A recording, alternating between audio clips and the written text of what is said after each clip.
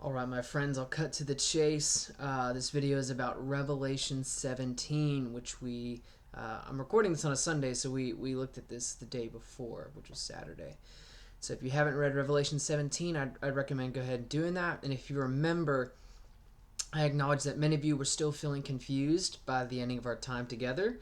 That was in the hopes that you guys would take time on your own to wrestle through Revelation 17, but I'm making this summary video to kind of give you. I'm doing this a little different. Normally I'd go in depth on each verse and go, this verse is this, and it ties in all these other verses, and I'd stop to give application and encouragement. And this one's a little different. I'm gonna try to focus more on big picture in the effort of making this a lot shorter. Needless to say, this is going to be in a totally different. Well, it's not going to be totally different, but it is going to be different than the previous videos. And so I hope, nonetheless, it will still be really good. So if you haven't read Revelation 17 yet, go ahead and do so. And while you're at it, I would also read Genesis 11 as well.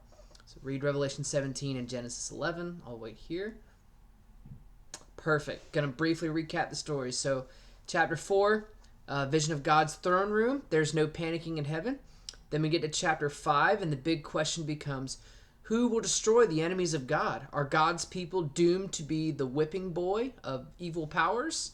The answer is no. The answer to evil is the lion-like lamb, Jesus, who breaks the seals on the scrolls. And these seals reveal judgment against the world, with chapter 6 ending with the question, who can stand on the great day of the wrath of the Lamb? The answer is being found in chapter 7. That is the image of the 144,000. And then believers from a great multitudes of nations, languages, and tribes.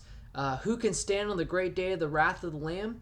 Those who've been sealed by the power of God through salvation brought by the Son. Then we get in chapters 8 and 9 with the trumpet judgments. And we learned that the judgments create suffering, and this suffering points to something greater than itself. These trumpet judgments are a sign. That is, pain is like God telling the world that it needs Him. So then, but pain can only offer an incomplete picture, which is why we have chapters 10 and 11, which talk about John eating the scroll. Yep, that happened. And then chapter 11 with the two witnesses. We are the two witnesses. We are the two witnesses to the world, proclaiming a message of repentance. And so the two witnesses end up dying by the kingdom of the beast, but God raises them up again. And then the seventh trumpet judgment is blown at the very end of 11. And then we open up with chapter 12. John sees a sign in heaven, two signs, a woman and a dragon. The dragon tries to make war on the woman. He is not successful. The woman gives birth to a son. All right, this is meant to represent Jesus. Okay. And because the dragon is unsuccessful in destroying the woman and her child, he goes off to make war on her offspring. Now, chapter 12 represents the storyline of the entire Bible. Satan has tried to fight against God and his purposes for redemption, but he is unsuccessful. So 13 opens up with a great beast rising out of the ocean, and then another false prophet deceiving the world to worship the beast, and then also giving a mark to its followers. And so we learn from chapter 13 that the beast kind of represents everything that is opposed to God. All right, idolatry, you name it, any system or nation or person who is opposed to God. But 14 opens up with my favorite moment in Revelation, where we have the believers worshiping on Mount Zion. They are singing the truth, while the rest of the world is being deceived by the beast and the false prophet. So God sends out judgment like a person crushing the wine press, right? So God sends out judgment on the world, and it's compared to a wine press, and there's a lot of blood, and it's violent. And then we get to chapters 15 and 16. In chapter 15, we see believers gathered around a sea of glass, meant to represent that God will conquer the powers of chaos and evil, and that he will not lose a single one of his followers. And they pray to God, they praise him for his justice, and ask God to finally bring his kingdom into the world. 16 opens up with 7 bold judgments. All right, they are unfolded against the entire world. There's no holding back. There is no mercy this time. That's it. God completely annihilates and destroys all who oppose him, and we learn about all these powers that are gathered at the Battle of Armageddon to oppose the Lord. But of course, God destroys them. And so so those all of those judgment cycles and visions all kind of form one big section in Revelation. And now we're going to kind of move on towards another section. We know this because verse 1 in chapter 17 opens up with, "Come, I will show you." So this often happens at key moments in the book to kind of, it's meant to give the book a little bit structure so you can know where things are going. And so now we're looking at another big section. So that big section from I think either chapter 4 or chapter 6 until 16, that all kind of forms one section of the book, and now we're headed into another.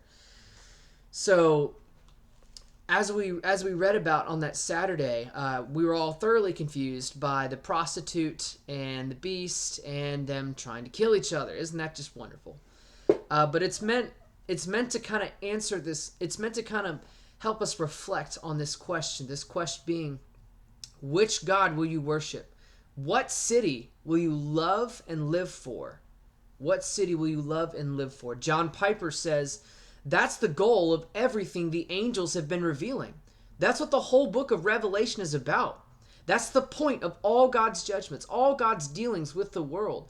All God's plans for history from beginning to end have this one goal: worship God. Don't worship the wealth of Babylon. Don't worship the power of Babylon. Don't worship the pleasures of Babylon. And don't even worship the holy messenger who brings you the news that Babylon has fallen forever.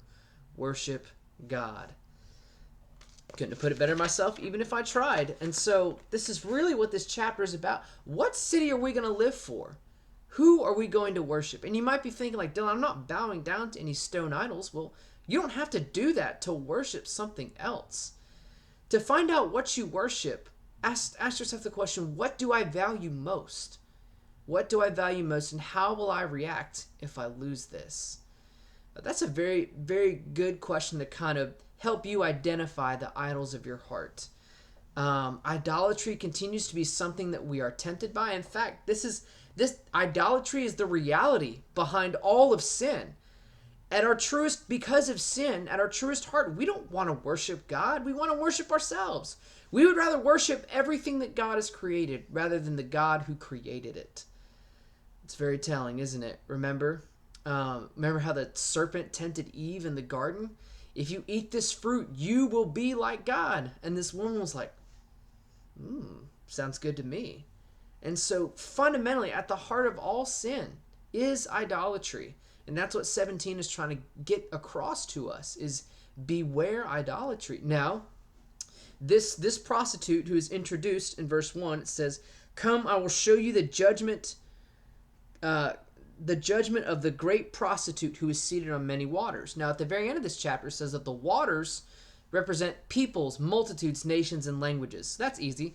A great thing about this chapter is John gets confused about halfway through, and the angel explains to him everything that's happened. And so, but this great prostitute, so this should not surprise us, because in the Old Testament, cheating on God with idols, that was often described as prostitution.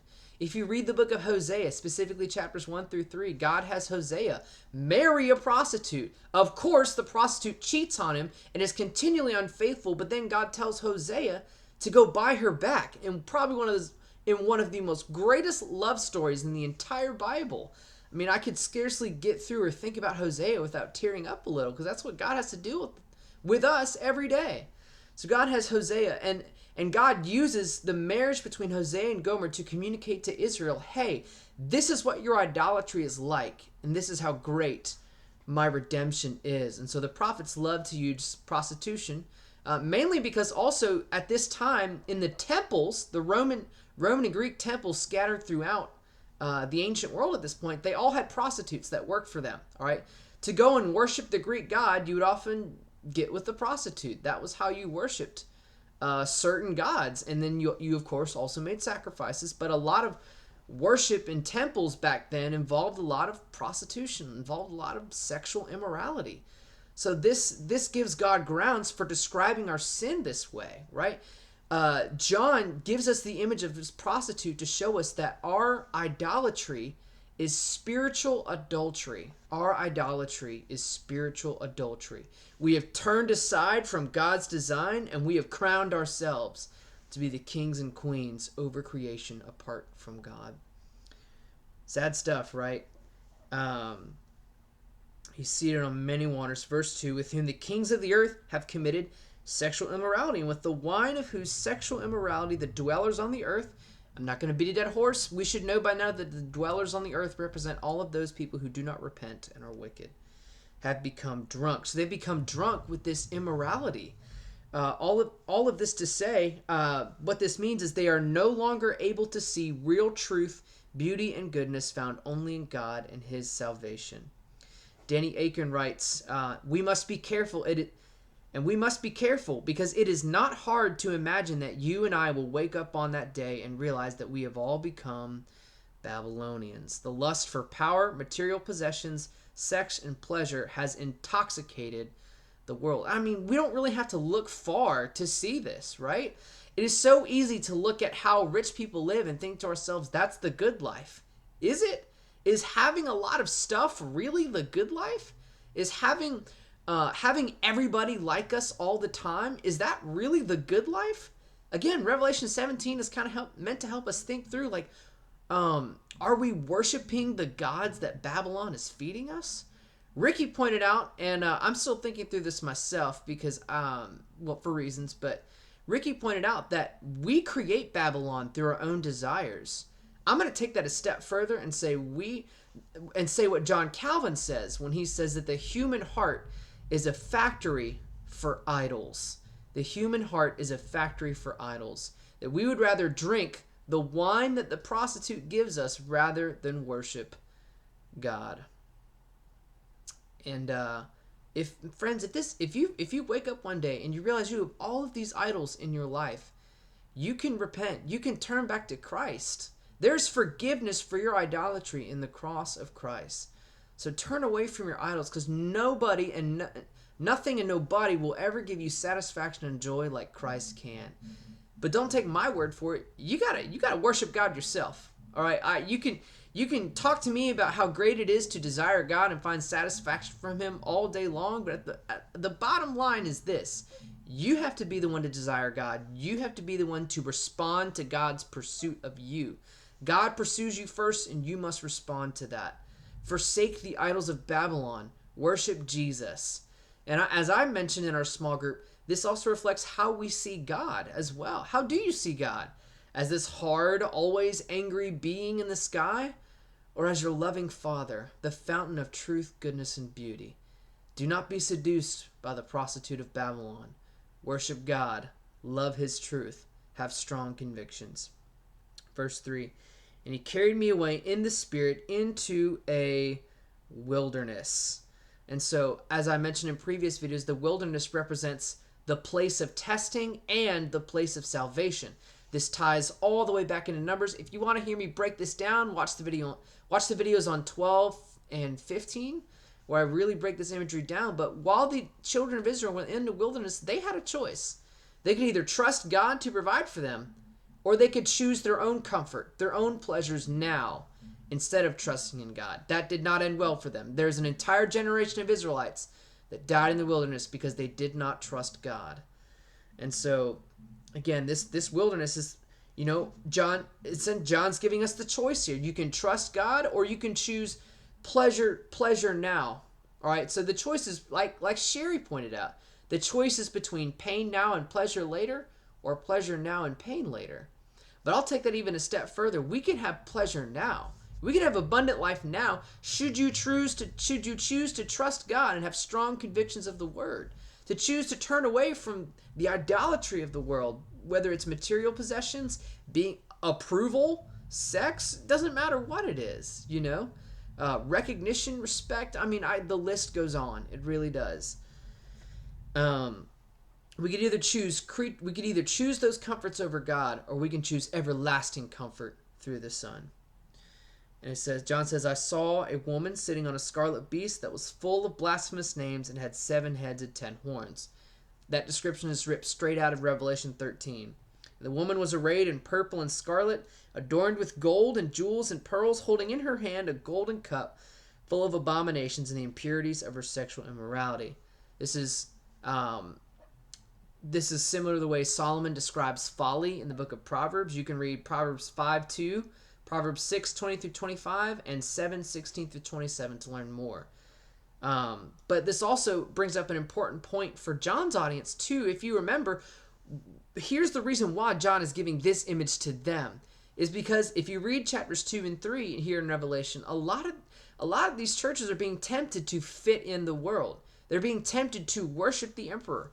They're being tempted to compromise the gospel and the clear commandments of God simply to fit in and avoid persecution, right? Basically, in essence, what I'm saying here is these believers had a choice. Like, man, I could be successful. All I would have to do is go up to the temple, give an offering to an idol, mess around with my friends in the temple for a little while, and then no one will know the wiser. I'll be good. I'll fit in so that no one will persecute me, and I can be successful. And John's urging us. He's saying, no, that's not really success. Compromising on the gospel, compromising on the clear commandments of God, do not be seduced by Babylon. Worship God alone. God is so much better than material possessions. He's so much better than the approval of man or any measure of success by the world's standards. He is so much better. In fact, John says in 1 John 2:17, this world and everything in it is passing away. We'll more on that later, how we see this in Revelation 17. But this world and everything in it is passing away. But the life that is offered through Christ because of the cross will never pass away. And on her forehead was written a name of mystery, Babylon the Great, mother of prostitutes and of earth's abominations. And so we saw that the mark of the beast is given on the forehead, and we see believers are also sealed on their forehead. So John, you guys should know this by now, but John will use similar images and phrases all throughout these chapters to kind of bind them together. And this woman, verse 4, has in her hand a golden cup full of abominations. This is a reference to Jeremiah 51:7. You can read it on your own. It's in Jeremiah 51 speaks to Babylon's worldwide influence in idolatry and leading people away from the worship of God. And this woman, this prostitute, serves as a direct opposite of the woman from 12. The prostitute and the woman from 12 are polar opposites. They could not be more different than each other. She is a fool. Whereas the woman gives birth to the son who saves the nations, the prostitute deceives the nations with idolatry, with pleasure now and pain later. So verse 5, and I saw the woman drunk with the blood of the saints, the blood of the martyrs of Jesus. And so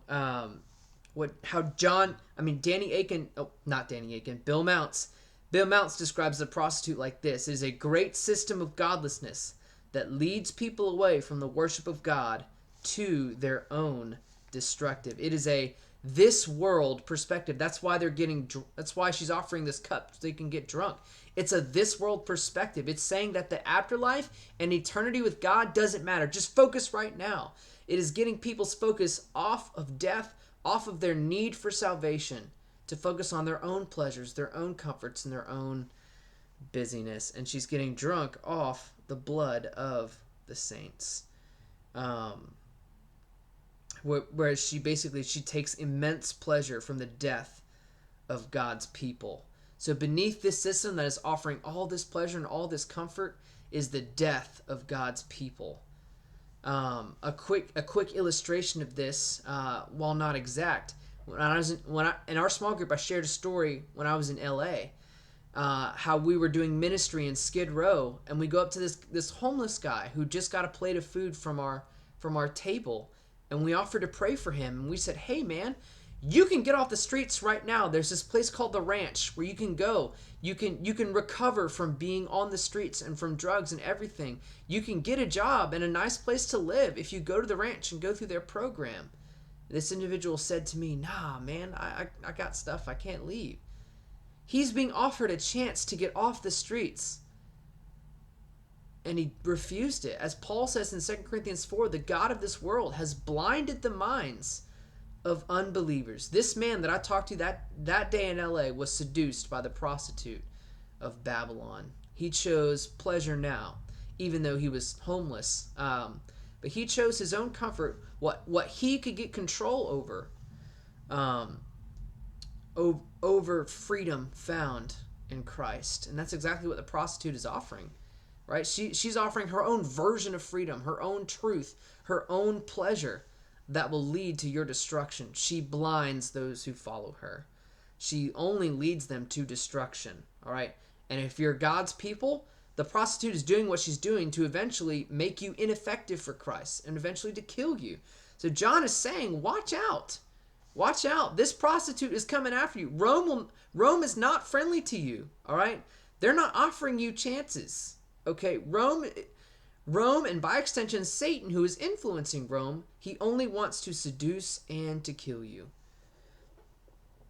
John says he marvels greatly in verse 6. Moving on, verse 7. But the angel said to me, why do you marvel? I will tell you the mystery of the woman and of the beast with 7 heads and 10 horns that carries her. The beast that you saw was and is not and is about to rise from the bottomless pit and go to destruction. We know that the beast is anything and everything that is opposed to God. As we saw in chapter 9, the angel takes the key, unlocks the door, the gate to the bottomless pit, and demon locusts rise up out of there, including the king of the demon locusts. But also the beast rises up out of the ocean in Revelation 13, as well as the dragon being thrown down to earth and rising up to destroy the woman and her child. And so we've seen throughout Revelation, the angels and heavenly beings describe God as the one who is, was, and is to come. But we see the beast who was, is not, and is about to rise from the bottomless pit and go to destruction. At this time in history, there is an emperor called Nero, and I explained this in other videos, so I'll keep this nice and short. Nero was a wicked emperor who died, and a lot of people didn't really see or weren't around for that. And so there's this rumor floating around that Nero was going to be resurrected and bring an army from the east to reconquer the Roman Empire. So John kind of takes that rumor and he uses it to teach us something about Satan and the kingdom of darkness. That is Satan has persecuted God's people in times past, is not. The cross of Christ has effectively ended or has put an expiration date on Satan's kingdom, and then is about to come. Despite the cross of Christ, Satan will continue to try to either seduce or destroy the people of God. So this chapter is less about like an actual historical event and more about it's trying to teach you something about Satan's kingdom and God's plan. So that Satan has tried to oppose God and his purposes. The cross of Christ struck him down, but he's still going to try. And the dwellers of the earth, whose names have not been written in the book of life from the foundation of the world, will marvel to see the beast, because it was and is not and is to come. This calls for a mind with wisdom. The 7 heads are 7 mountains on which the woman is seated. So the city of Rome sat on 7 mountains. So does this mean that the beast here is Rome? Well, John says in verse 10, and they are also 7 kings. So as I've been saying, the beast represents anything and everything that opposes God and his truth. And so John is here saying the beast is Rome, but it's not only Rome. It's every world empire that opposes God. It's every ideology, every person. John even says in the book of 1 John that people who leave the church are antichrist. And he would say here they're part of the beast. And so it is Rome, but it is not only Rome. And so verse 10, there are also 7 kings, 5 of whom have fallen. One is, and the other has not yet come. And when he does come, he must remain only a little while, right?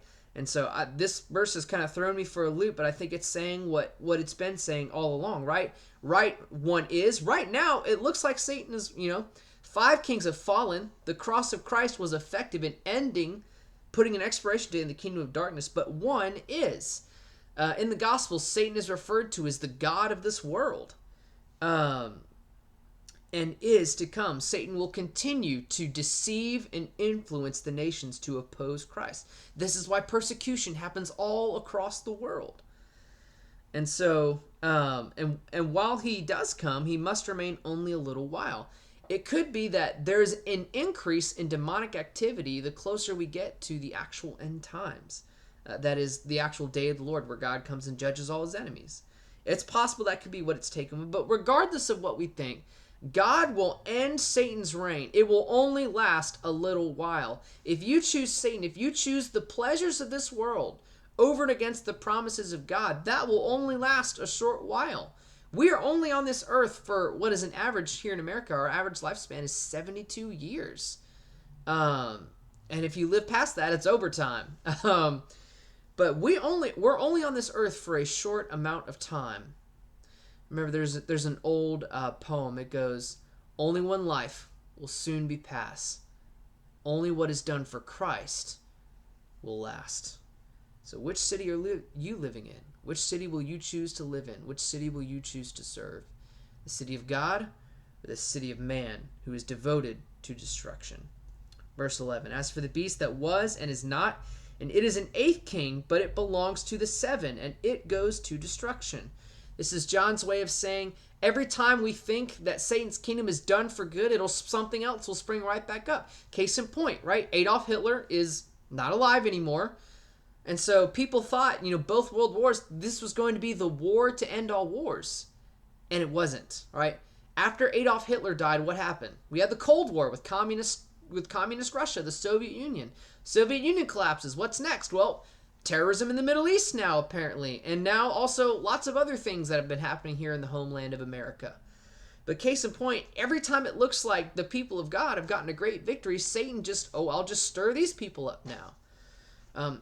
So despite all of our best efforts, Satan is going to keep rising up and keep opposing world order, opposing God's truth until the very last day when God destroys him. Verse 12, "And the 10 horns that you saw are 10 kings who have not yet received royal power, but they are to receive authority as kings for 1 hour, together with the beast. These are of one mind, and they hand over their power and authority to the beast. They will make war." This is a phrase we've been seeing, all right? Make war appears in chapter 11, in chapter 13, and it now also appears here. It's meant to describe Satan's persecution of the people of God. "They will make war on the Lamb, and the Lamb will conquer them, for he is Lord of lords and King of kings." These are titles that are found in Deuteronomy 10:17, Psalm 136:3, and Daniel 2:47. And so this verse right here in 14 is a summary of the Battle of Armageddon, which we saw in chapter 16 here in Revelation. All of these kings are going to try to oppose Jesus, and he's going to come down and destroy all of them, no questions asked. And so it's just, again, a summary of Armageddon. They try to oppose God, but God completely annihilates them. They will make war on the Lamb, and the Lamb will conquer them, for he is Lord of lords and King of kings. And those with him are called and chosen and faithful. What a description. I love that. So God calls us, God chooses us, he calls us, and we respond to God's call with our faithfulness by not being seduced by the promises of Babylon. If you remember in Genesis chapter 11, where Babylon first appears, okay, they build the Tower of Babel. Why did they do that? Genesis 11 says it was to make a name for themselves. And if you can read Hebrew, you would note that the description of the building of the Tower of Babel matches the slavery the Israelites went through in the book of Exodus. So this tower was built on slave labor and is meant to make a name for man. And some scholars even say that it was like a divine invasion of heaven. Wild, right? So they're trying to make themselves as great as God. So what does God do? He scatters them. He scatters them by giving them all different languages. And later, Babylon will destroy the temple as part of God's punishment on the nation of Judah. That's why John can refer to Rome as Babylon, because like Babylon, Rome will eventually destroy the Jewish temple in AD 70.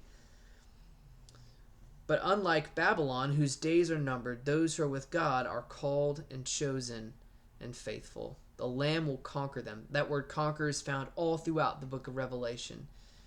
They are called, chosen, and faithful. They are not seduced by the promises of Babylon because they know beneath Babylon is idolatry, is the influence of Satan, but they are faithful to God.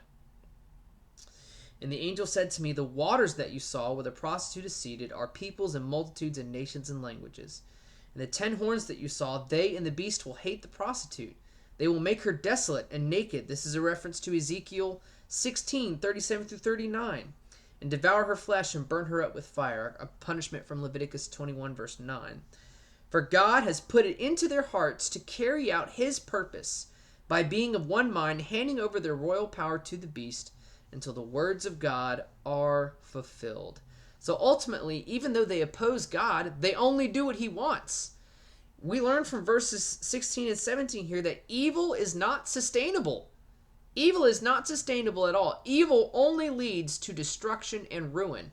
You know, the beast turns against the prostitute, even though she has seduced the entire world through her immorality and through the wine of her abominations. The beast turns against her. Evil is not sustainable.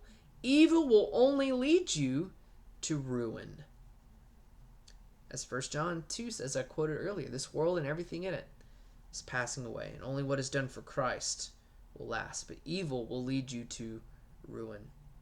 If not in this life, definitely in the life to come. And the woman that you saw is the great city that has dominion over the kings of the earth. Babylon. This is where our fight truly is. And so, I want to read to you guys a C.S. Lewis quote that I have maybe referenced in previous videos, but you're going to hear the whole thing now. It's from his book, The Weight of Glory. C.S. Lewis goes, we are half-hearted creatures, fooling about with drink and sex and ambition, when infinite joy is offered to us, like an ignorant child who goes on making mud pies in the slum, because he cannot imagine what is meant by the offer of a holiday at the sea. We are far too easily pleased. Are you too far easily pleased? Have you been seduced by the prostitute of Babylon? The life that is offered by Christ is so much better. Are you willing to prioritize your comfort and pleasure over following Jesus just so you could fit in? If so, you might be seduced by the prostitute of Babylon. Turn from her seductions and turn to Christ, and you will live. Turn away. Do not be easily pleased. Find the pleasure that no one can take away. Find the joy that nobody and nothing and no circumstances can take away except what Christ has to offer. Worship God. You know, I find it funny that this woman is a prostitute, right? Prostitutes don't get married. That men use prostitutes and they discard them immediately without a second thought.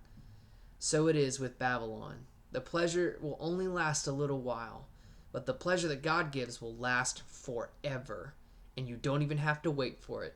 It can be available to you right now. But ask yourself this question: do I have, as I said in our small group, do you have an accurate view of God? Do you? Is God this harsh taskmaster, or is he an ever-flowing fountain of love and goodness and beauty? Because if he's option number 2, then being seduced by Babylon is unthinkable.